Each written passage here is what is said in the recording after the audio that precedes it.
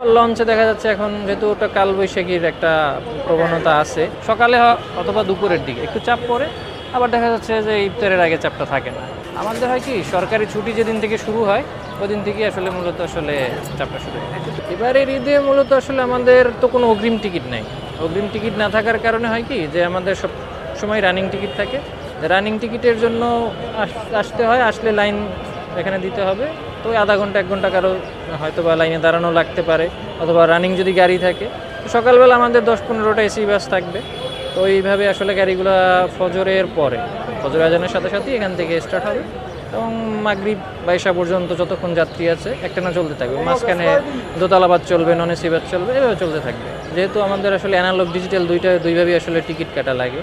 তো ওই সময় দেখা যাচ্ছে যে অ্যানালগে টিকিটটা একটু বেশি কাটা হয়, ডিজিটাল অনেক সময় সার্ভারে সমস্যা হয় বা চাপ নিতে পারে না। ওইভাবে হয় কি কখনো 1 কাউন্টারে কখনো 2 কাউন্টার, এভাবে 2টা করে বা 1টা করে বাস আমরা ছাড়ি, বা একবারে দেখা যাচ্ছে 1টা কাউন্টার থেকেও ছাড়ি। তো ওই সময় একটু হিমশিম খাওয়া লাগে, যাত্রীরও প্রেশার থাকে। আবার মাঝখানে হয় কি যে গাড়ি যখন একবারে সব গাড়ি চলে যায়, তো সেই ক্ষেত্রে হয় কি যে আমাদের গাড়ি একটু শর্ট পড়ে যায়। তো যাত্রী অনেকক্ষণ দাঁড়ায় থাকে, চিল্লাপাল্লা করে, গালাগালিও হয় অনেক সময়। পদ্মা সেতু হওয়ার পরে এখন মানুষ সময়ের চিন্তাটা বেশি করে। ওখানে হয়তো কি 10 ঘন্টা 12 ঘন্টা জার্নি। আবার লঞ্চে দেখা যাচ্ছে এখন যেহেতু ওটা কালবৈশাখীর একটা প্রবণতা আছে, তো ওই একটা ভয়ও মানুষ পাচ্ছে।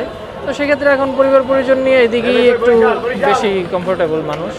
আর অনেকে যারা একটু রিল্যাক্স বা নিম্নবিত্ত বেশি যারা, বা যেসব এলাকায় গাড়ি যাতায়াত খুব কম, তো সেক্ষেত্রে হয় কি লঞ্চে যাতায়াতটা বেশি, সেক্ষেত্রে মানুষজন ওই দিকেই যাচ্ছে আর কি।